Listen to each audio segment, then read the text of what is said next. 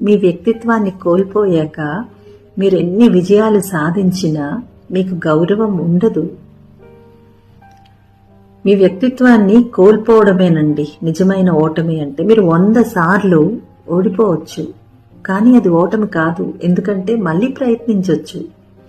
ఇతరుల కంటే కూడా మీరు వెనుకబడి ఉండడం కూడా ఓడిపోయినట్టు కాదు. ఎందుకంటే slow and steady wins the race అనేది మనందరికీ తెలుసు.